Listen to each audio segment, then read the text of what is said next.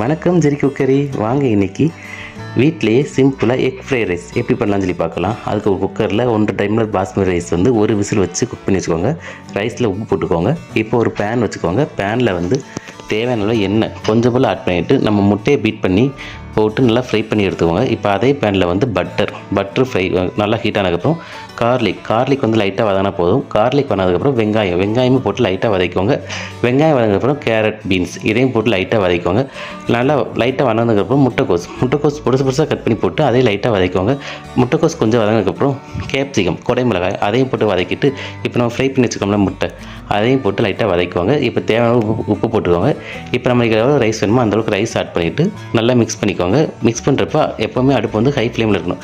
நல்லா மிக்ஸ் பண்ணதுக்கப்புறம் இறக்கிறதுக்கு முன்னாடி பெப்பர் தூள் போட்டு இறக்குங்க. சுவையான egg fried rice ready. Thank you.